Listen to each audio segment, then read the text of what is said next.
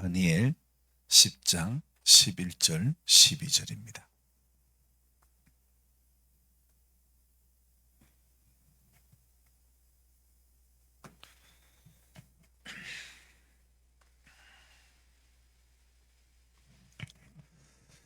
같이 읽겠습니다. 내게 이르되 큰 은총을 받은 사람 다니엘아, 내가 내게 이르는 말을 깨닫고 일어서라. 내가 내게 보내심을 받았느니라 하더라.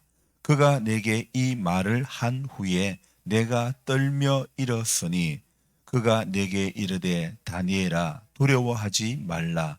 내가 깨달으려 하여 내 하나님 앞에 스스로 겸비하게 하기로 결심하던 첫날부터 내 말이 응답받았으므로 내가 내 말로 말미암아 왔느니라. 아멘. 오늘 새벽에도 잘 오셨습니다. 우리 가운데 분단은 아무도 안 보이는가 했는데 우리 남집사님 또 자리를 채워주셨습니다. 감사합니다. 어제 새벽에는요, 제가 꼭두새벽 묵상을 이렇게 적다가 다 마무리도 못하고 끝내고 말았습니다. 그도 그럴 것이 피곤이 겹쳐서 몸이 따라주지 않았기 때문입니다. 그렇다고 해서 제가 병날 정도로 전에 회사에서 일할 때 마냥 나 이러다가 훅 가겠다, 그럴 정도는 아니었습니다. 좀 많이 피곤하다 느낄 그 정도였습니다. 낮잠이라도 좀 자면 풀릴까 했지만은 역시 낮에는 자는 게 아니야, 그런 생각이 들었습니다. 당체 잠이 안 오는 거예요. 그래서 또 호프 들고 저온 저장고 설치할 자리를, 땅을 고르고 이런저런 일을 했지요. 큰 무리가 될 정도는 아니고 일을 해도 깨작깨작 그렇게 하고 말았습니다. 저희 할머니께서는 엄청 이렇게 순하셨습니다. 순하셨으면서도 한 번씩 욕은 잘 하셨습니다. 근데 거친 욕이 아니고 예쁜 욕을 하셨습니다.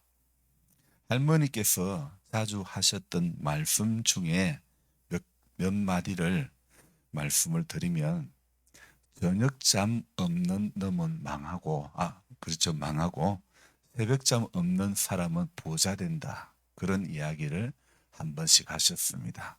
그런 의미에서 저는 희망이 있습니다.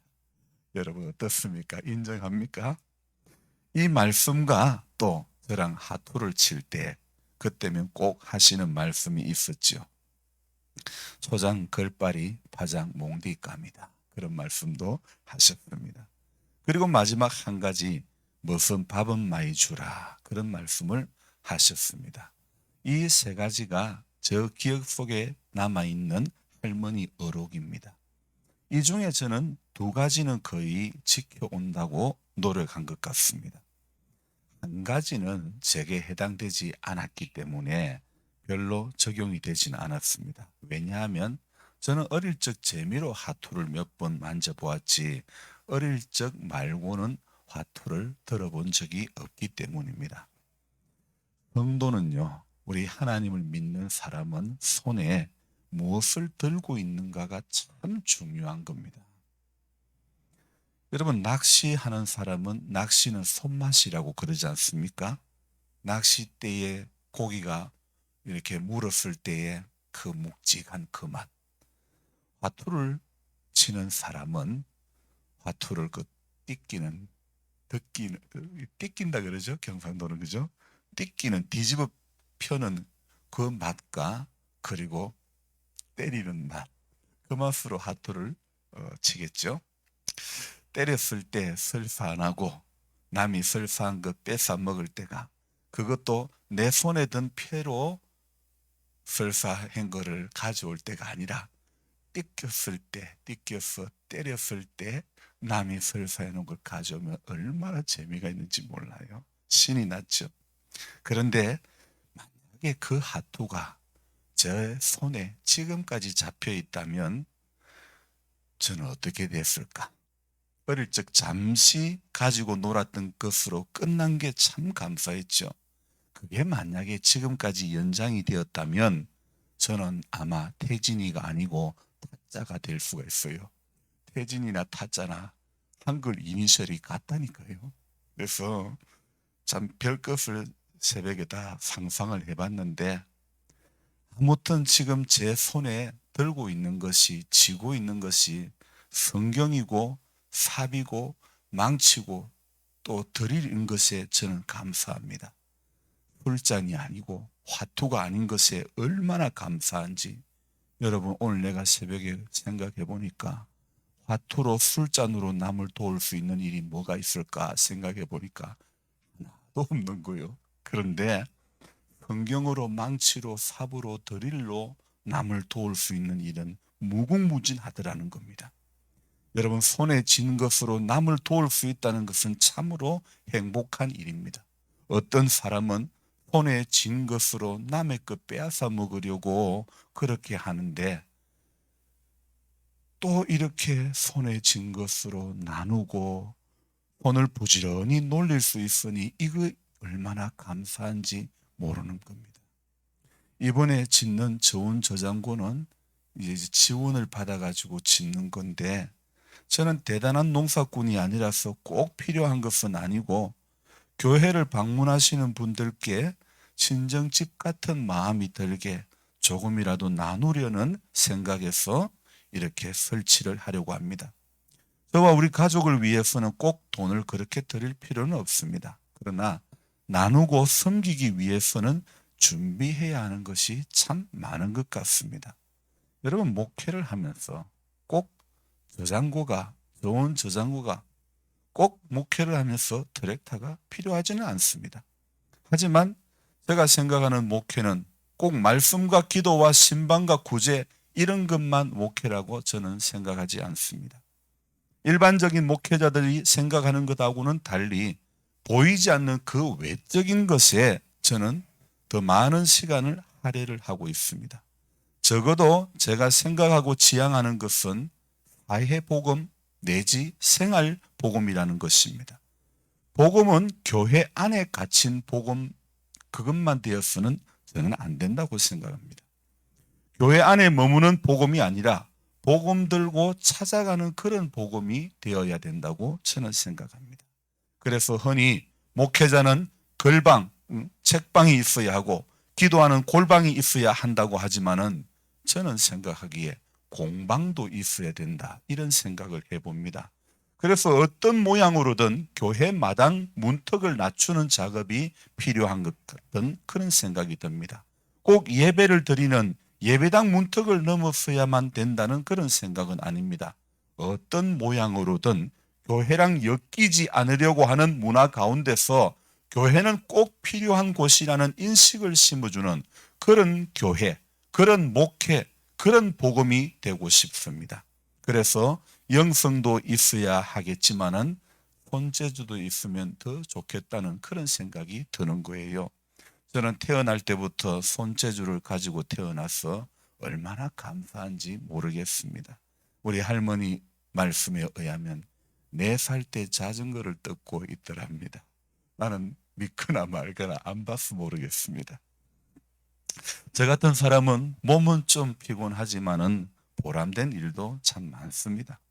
오늘 다니엘 10장에서 성경은 다니엘을 보고 어떤 용어를 쓰고 있냐면 11절과 19절에 우리 한번 볼까요? 제가 여러분에게 오늘 같이 보고자 하는 낱말 단어가 문장이 뭐냐 한번 찾아볼까요? 11절에도 나오고 19절에도 나오는 문장입니다. 다니엘을 향해서 어떤 사람이라고 이야기를 합니다.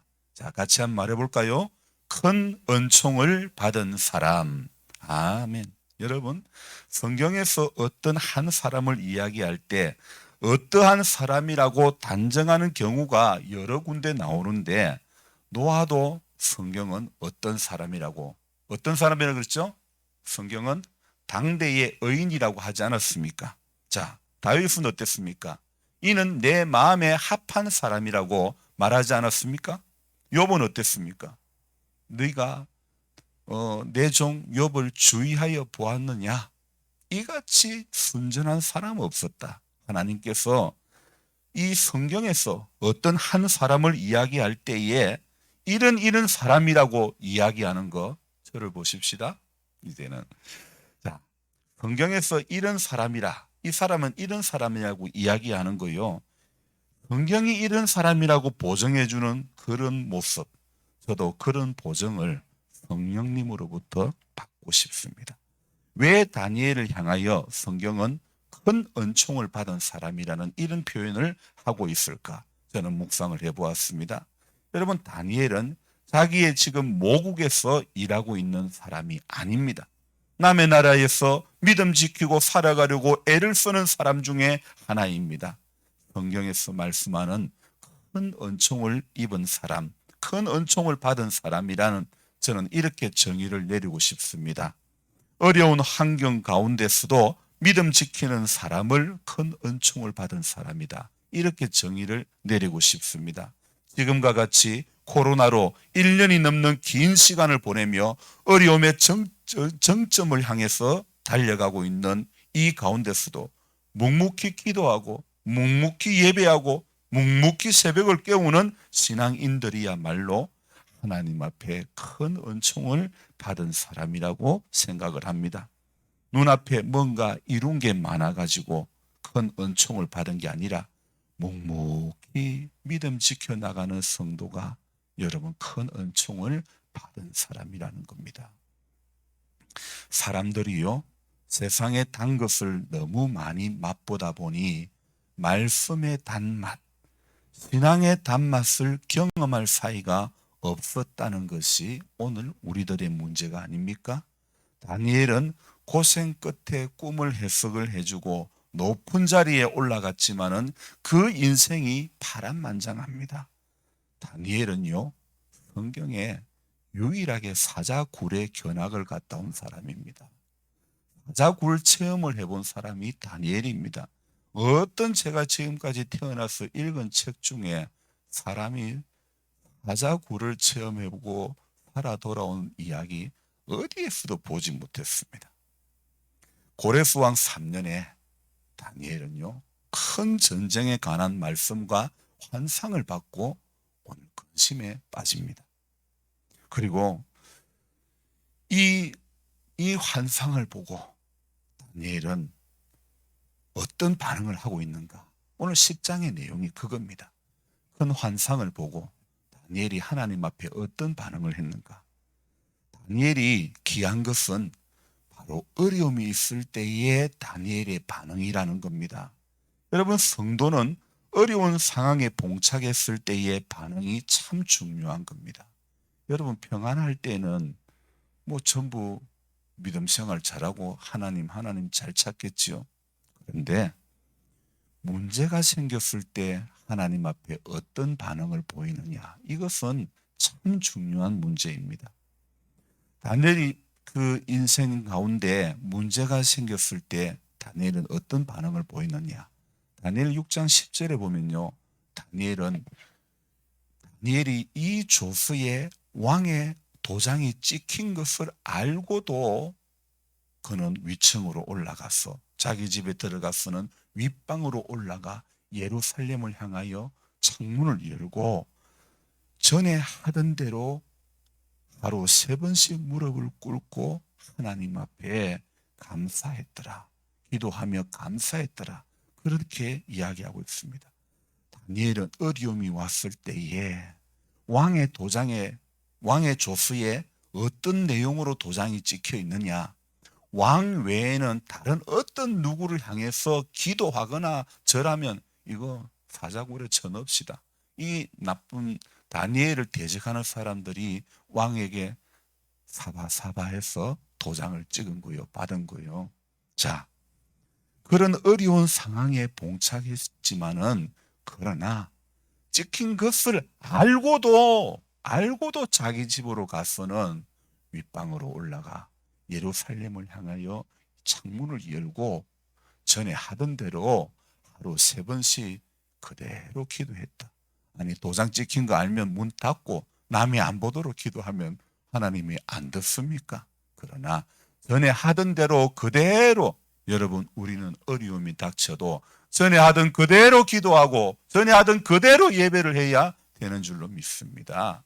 남이 본다고 그냥 달라지는 모습이 되면 안 되는 것입니다. 그리고 오늘 10장에는 또 다니엘이 어려움을 봉착했을 때에 어떤 반응을 보입니까? 자, 큰 환상을 바사 왕 고레스 왕 제3년에 한 일이 벨드사살이라 이름한 다니엘에게 나타났는데 그 일이 참되니 곧 큰 전쟁에 관한 것이라. 다니엘이 그 일을 분명히 알았고 그 환상을 깨달으니라 그랬잖아요. 다니엘은 지금 큰 전쟁에 관한 환상을 보고 아주 고민 가운데 들어갑니다. 그러나 그의 반응은 어떻게 이어지느냐? 2절, 3절에 이렇게 이야기하고 있습니다. 같이 읽겠습니다. 그때에 나 다니엘이 새 이래 동안을 슬퍼하며 새 이래가 차기까지 좋은 떡을 먹지 아니하며 고기와 포도주를 입에 대지 아니하며 또 기름을 바르지 아니하니라. 아멘. 자, 들어봅시다. 이 다니엘이요, 반응이 어떻습니까? 새 이래 동안 3주 동안 다니엘은 좋은 떡을 먹지 않고 고기와 포도주를 입에 대지 않고 기름도 바르지 않기로 결심을 합니다. 하나님은요, 그런 귀한 결심을 한 다니엘을 그냥 버려두지 않습니다. 이어서 힛대길이라고 하는 큰 강가에서 또 환상을 보게 합니다. 주변에 다른 사람은 못 보는데 다니엘은요 봅니다. 주변에 다른 사람은 보지 못하고 두려워 떨고 있는데 하나님은 다니엘에게 그 음성을 듣게 하십니다. 다니엘은 보게 하십니다. 다니엘도 그것을 볼 때에, 그 소리를 들을 때에 온몸에 힘이 다 빠지고 그리고 얼굴을 땅에 대고 깊이 잠이 들었다고 이야기를 하고 있죠. 그런데 그때에 한 손이 다니엘을 어루만져 줍니다. 10절 볼까요? 한 손이 있어 나를 어루만지기로 내가 떨었더니 그가 내 무릎과 손바닥이 땅에 닿게 일으키고. 하나님은요, 다니엘에게 손으로 어루만져 주시는 거예요. 그리고 말씀을 주십니다. 어떤 말씀을 주십니까? 11절 12절 말씀입니다. 같이 읽읍시다. 내게 이르되 큰 은총을 받은 사람 다니엘아, 내가 내게 이르는 말을 깨닫고 일어서라. 내가 내게 보내심을 받았느니라 하더라. 그가 내게 이 말을 한 후에 내가 떨며 일었으니. 12절 그가 내게 이르되 다니엘아 두려워하지 말라. 내가 깨달으려 하여 내 하나님 앞에 스스로 겸비하게 하기로 결심하던 첫날부터 내 말이 응답받았으므로 내가 내 말로 말미암아 왔느니라. 자, 쉬운 성경으로 번역해서 다시 이 말씀을 제가 드리겠습니다. 여러분 저를 보시고 들어주세요. 다니엘아 두려워하지 마라. 얼마 전에 네가 깨달았음을 얻으려고 하나님 앞에서 겸손해지기로 결심한 때부터 하나님께서 내 기도를 받으셨다. 내가 온 것도 너의 기도 때문이다. 그렇게 쉬운 성경에는 이야기하고 있습니다. 오늘 다니엘이 큰 은총을 받은 사람이 된 가장 큰 이유가 무엇이냐? 12절에 나옵니다. 여러분 12절에 눈을 한번 다시 주의 깊게 보십시오. 12절 속에서 어떤 두 단어를 우리는 발견을 해야 됩니다.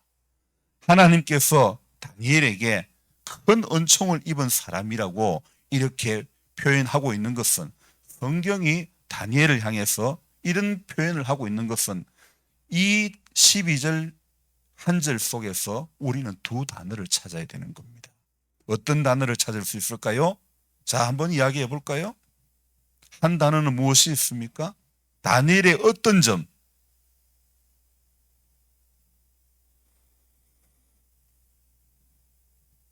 하나님이 원하시는 건 무엇입니까? 하나님 앞에 어떤 모습을 원하십니까? 예, 단어 하나로 이야기합시다. 겸비. 또 한 가지 단어를 더 찾아볼까요?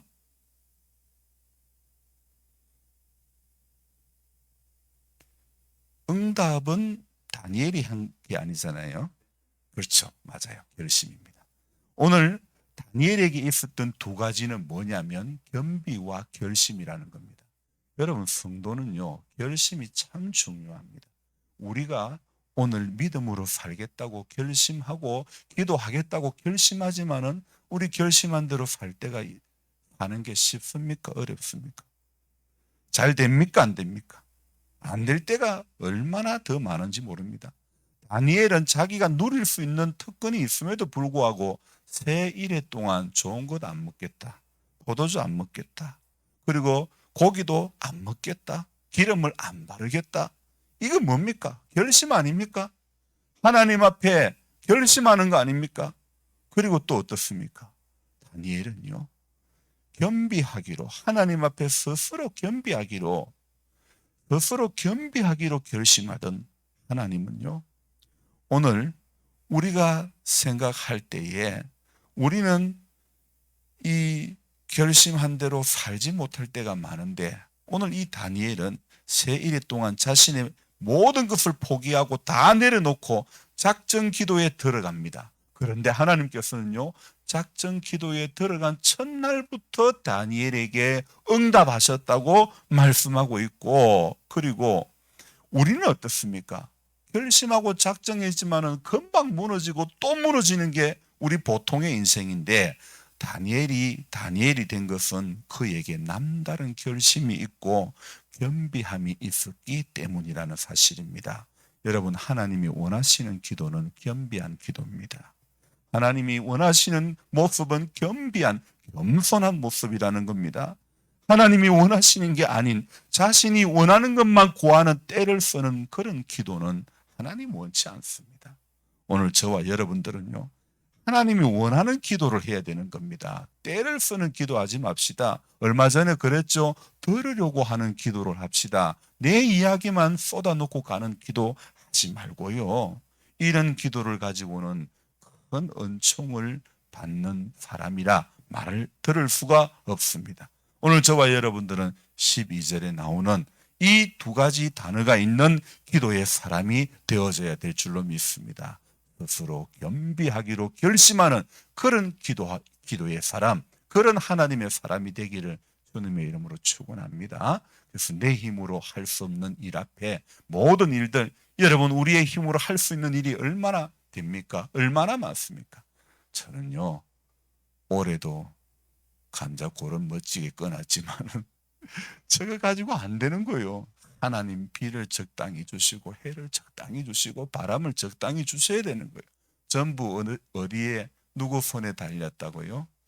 하나님 손에 달렸고 내 손은 그냥 밭에 조금 깔짝깔짝하는 것밖에 없어요. 전부 하나님 손에 달렸다는 걸 인정하는 그것이 겸비라는 거예요. 내가 노력하면 된다는 거, 그게 교만이라는 거예요. 하나님 앞에 오늘은 우리가 기도할 때, 하나님, 나도 다니엘처럼 겸비하기로 결심하게 해 주옵소서. 우리 오늘 이렇게 기도합시다. 그래서 저와 여러분들이 큰 은총을 받은 임기교회 성도, 이런 이야기, 말씀을 다 들을 수 있기를 주님의 이름으로 축원합니다. 기도하겠습니다.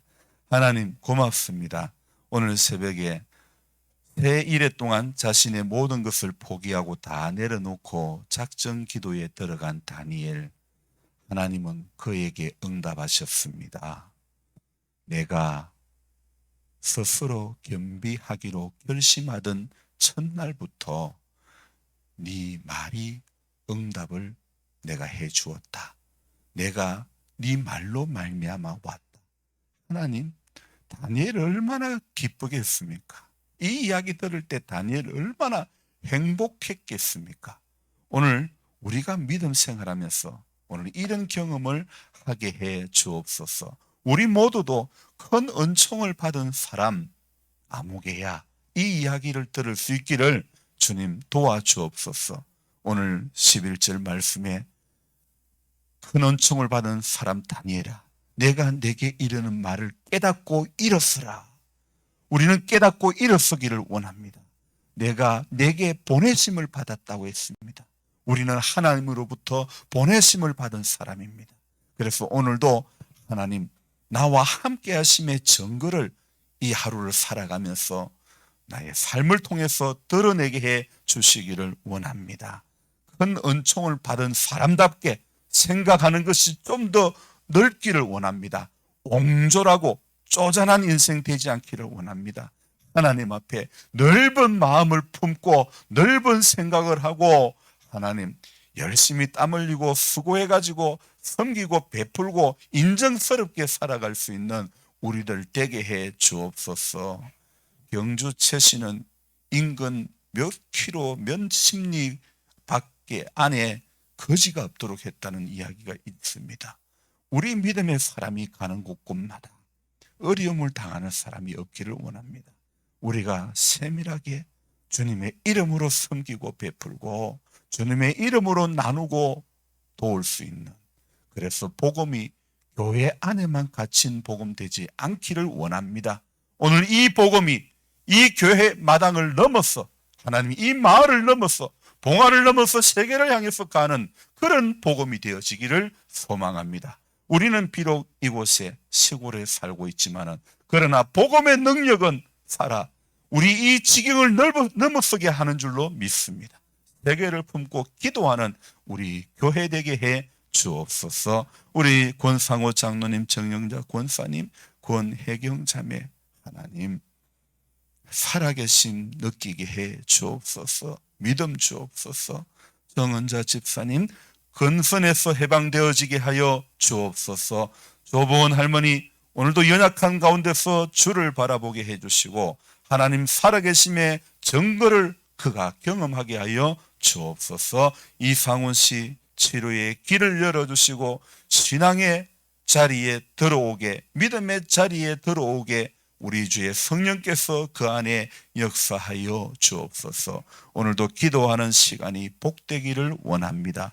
하루도 이기는 자 되게 해주시고 기도한 대로 아멘한 대로 결심한 대로 주님 살아갈 수 있는 복을 주옵소서.